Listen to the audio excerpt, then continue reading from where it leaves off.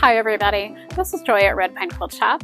Today we are going to talk about adding borders to your quilts. So I want to start by talking about reasons that you may want to add a border to your quilt. The first one is an obvious one. You want to make the quilt bigger. So adding borders is a way to make your quilt bigger.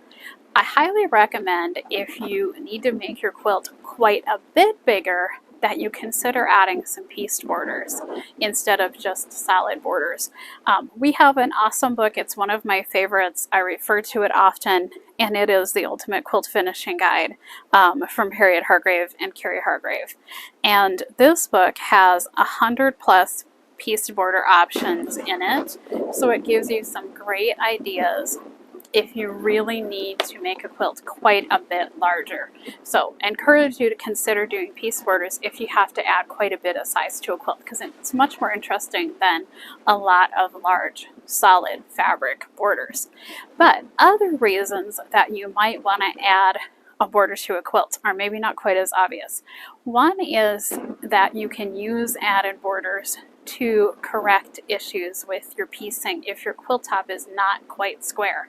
Now, it can't correct something that's really far off, but it can correct things that are off slightly. When you are sewing something like what we see on this runner where it has a piano key border, what you will find is that your most accurate seam allowance is always going to be out someplace in the middle. So when this piano key section was assembled, where that piano key section would be most likely to have a seam allowance that's not a perfect scant 1/4 inch is going to be right at the beginning or right at the end. And out in the middle is usually where you're most accurate. So when you have a piano key border like this that's landing on a side of a quilt, you may find that if you consistently started to run a tad shallow on your seam allowance at the very end of these seams, that your border doesn't lay flat, that it's got a little wave to it because your seam allowance got skinny and it happened again and again and again. So if you have something like that in your quilt top, adding a solid fabric border to it is sometimes a way that you can square that quilt top up. So it's definitely a tool that can be used to correct some minor piecing imperfections and make sure that your quilt, when it goes to the long armor, is nice and square and has edges that lay flat, and it is certainly an option for that. The other reason that you may want to consider adding borders to your quilt is if you have a quilt that is pieced all the way to the edge and you have some bias in the edges. Now, I have a quilt hanging behind me that is a quilt that is pieced all the way up to the edges, but you have to kind of look at what you're cutting. And this quilt actually, given what you cut and the way you cut, the pieces on the edge were on grain. So even though you have some different angled pieces, depending on how you were cutting them, they should actually be pretty much on a grain. So you would not have bias in the edges of this quilt. But if you do have bias, like the quilt I have in front of me, which is this one right here, this was actually cut off a strip set. So this was a big, long, continuous strip set. And look at that angle we cut into it. So this entire edge has bias in it. So adding a solid fabric border to a quilt like this is a great way to stabilize those bias edges. So that's another reason why you may want to consider adding borders to your quilts. We're finding that it's very much a trend right now with the pattern designers to do borderless quilts. We see lots and lots and lots of them these days, and that it's definitely a trend right now for borderless quilts. And if you are ending up with pieces, especially pieces where you have bias in them on the edges of your quilt, it sometimes is a really good idea to add a solid cloth border to that quilt to give you a nice stable cut on grain edge to it before you send it in. So when you're working with borders, the next thing I want to talk about is how to attach those borders to your quilt, and specifically how to size them when you go to attach them. If you have a pattern that says to cut your borders at 4.5 inches by 67.5, you never want to make that 67.5 inch length cut until your top is done. What you should do, so that you make sure that your borders are square and your quilt will be square once they're attached, is after you have the center of your quilt pieced and ready to go, what you want to do is to measure down. You're normally going to put your side borders on first, so you want to measure down the side of the quilt on the one edge. You're going to come over in the middle and you're going to measure down the length of the quilt, and we're measuring the quilt center in the middle, and you're going to go over to the other edge and you're going to do the same thing. And then you're going to cut your side borders to the average of those three measurements. So measure both sides at the side, measure the center of the quilt top through the middle, top to bottom, average those three measurements, and cut both side borders to that length. If you cut both side borders to that length, when you attach them to your quilt, once they're on, your quilt is going to be the same size on both sides. Even if right now it's off by a little bit, maybe it's off by 1/2 inch, you can ease that in. So when you're attaching those side borders, I would take my border strip, that's cut to the average of those three measurements. I would crease it in the center. I would find the center of my quilt top, which you can sometimes do by looking at the piecing, or you can simply fold the quilt top and crease it if you need to. And I would pin it in the center. And then I would go down and I would pin that border at this end, and I would pin it at the other end. And depending on how big an item I was working with, I would start adding pins in the middle. Or you can glue it with your Roxanne's glue base. That works great too. You can use Roxanne's, you can use the seam-aligned glue, you can use either one for doing your borders. So Roxanne, seam-aligned glue, pins, any one of those three will work great. Now, I will tell you, if you do have a lot of fabric that you're kind of trying to ease in, sometimes then pins are easier because you can adjust and move and keep putting them in. So what you will do is you will pin the quilt border or glue it to your quilt top, to your quilt center, and if you have areas that you need to ease in, you will ease those in. So if you have one side that's a little longer than the other, you're going to kind of spread that fullness out along the length of the border and ease it in, and you will find that it will get absorbed when you sew it in.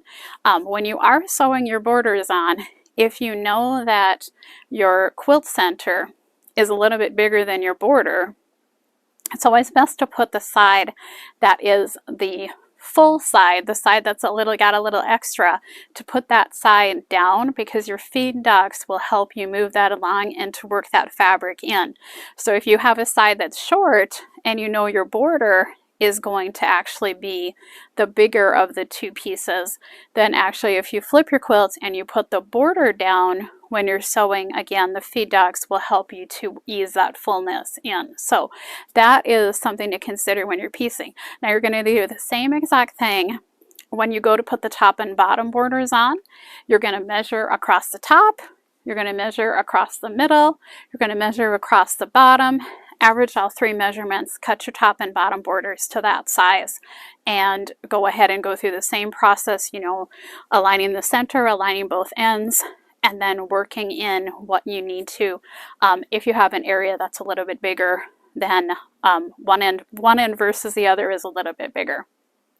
So as you are putting things on, you will be squaring up your fabric. Now, those final seams, as you are sewing those borders on, I highly recommend that you do a back stitch on those. When you send this off to the long armor, they're going to be moving your quilt around and getting it on their quilting frame and handling the top sometimes quite a bit.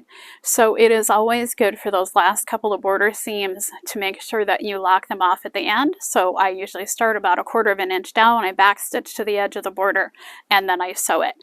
So I have those seams locked off and they're not going to start to unravel while the long armor is working with it. Now, if you have a quilt like the one that I have in front of me that has those bias edges, or a quilt like the little runner that I have here that has that pieced border. If you are not adding a solid fabric border beyond them, then my recommendation is that you do a stay stitch. Bump your stitch length up to 4 or 5 millimeters. And before you send this off to the long armor, sew at a very scant 1/4 of an inch. So I would sew between 1/8 and 1/4. You want to be shallow enough that your binding is going to hide this, but I would stay stitch all the way around, because especially with a quilt like this, you can have these seams start to open up just while the long armor is handling your quilt. And here we have those bias edges, so that stay stitch would stabilize it if we were not going to put a border on it. So keep that in mind, or if you're not doing borders, consider doing a stay stitch all the way around at a shallow 1/4 of an inch. So we've talked about why you would want to add a border to your quilt, and we've talked about how to attach borders to your quilt. So now let's talk about how to cut those borders and how to calculate how much fabric you would need for that border. So when you are getting ready to cut your borders and attach them, you want to take a look at the size of your quilt top. So here I have a pattern for a quilt. It is a quilt that is designed as a borderless quilt, but you might want to add a border to it.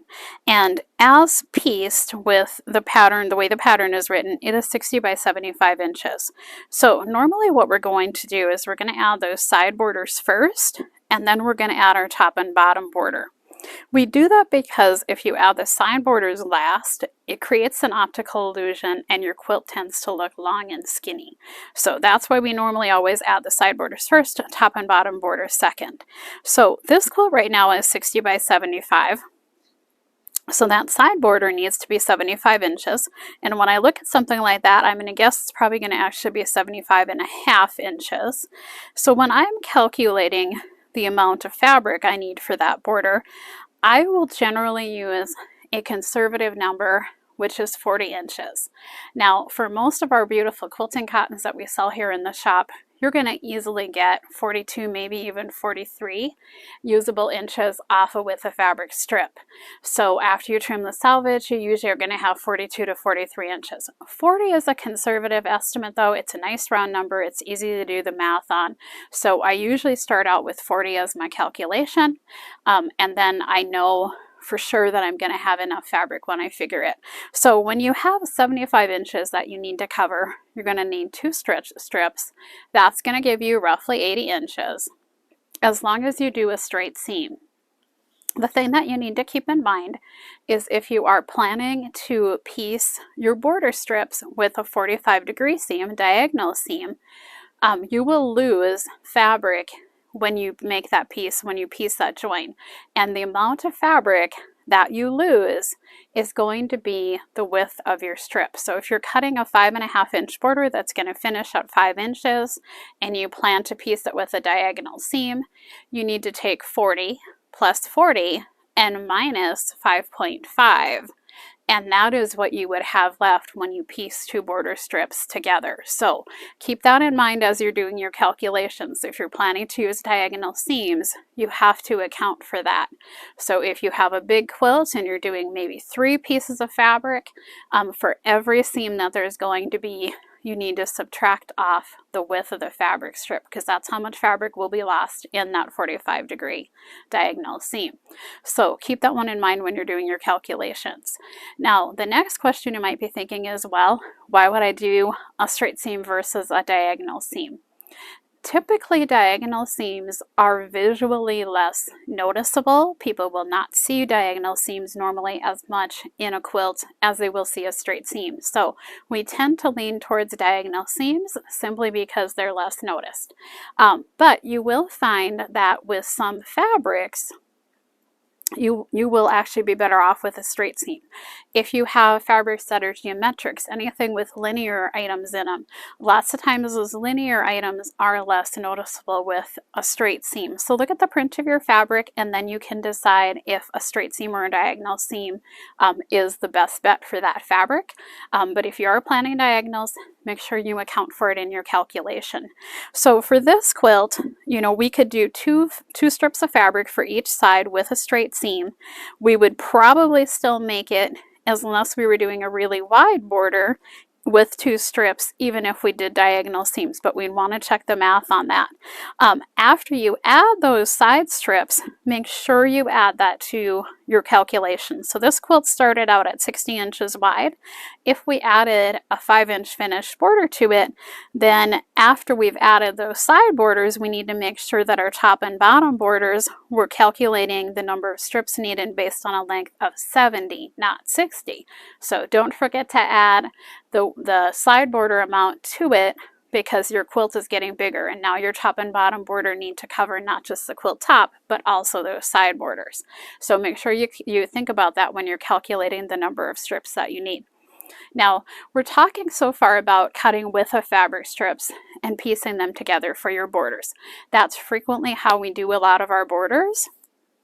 But consider your print when you're deciding how you want to cut.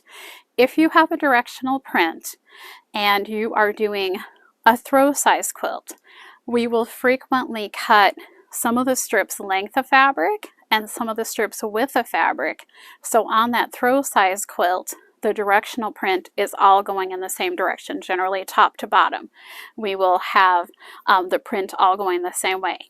If you are doing a big bed size quilt though, you may want to cut all your border strips with a fabric, because you generally want that to look nice as it drapes over the edge of the bed. So you're looking at that border and you want animals or whatever might be the directional element in your fabric to be right side up as the quilt lays draped over the side of the bed.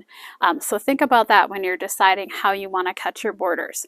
Now, if you have the option and you don't have a directional fabric and you have plenty of fabric, the one thing to consider is cutting your borders length of fabric instead of width of fabric, because then you don't have any seams.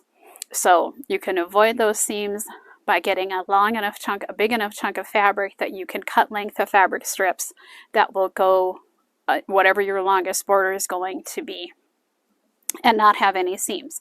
The other thing that's nice about length of fabric chunks is the lengthwise grain of your fabric is the most stable grain that you have. The widthwise grain is good, but the lengthwise grain is actually a tighter weave, and you will have the most solid and stable outer border if you're able to cut it along the lengthwise grain. So definitely consider that, especially if you are doing wider borders. Then if you're planning to do wider borders and you are doing diagonal seams, you're going to be losing so much fabric in those diagonal seams that going to a length of fabric cut really makes a lot of sense. And a lot of times too, if you're planning your fabric, you can do lengthwise cuts for wide border strips, and you can cut your binding strips as well from that same chunk of fabric. And then you have super long binding strips and fewer seams in your binding to deal with navigating over also when you're putting your quilt top together. So definitely take a look at your fabric. Decide if you have a directional print that you need to make considerations up for as far as the directionality of the fabric before you decide if you're cutting length of fabric, width of fabric. Look at your print. If you are going to have seams in your borders, decide if you're better off with straight seams or diagonal seams.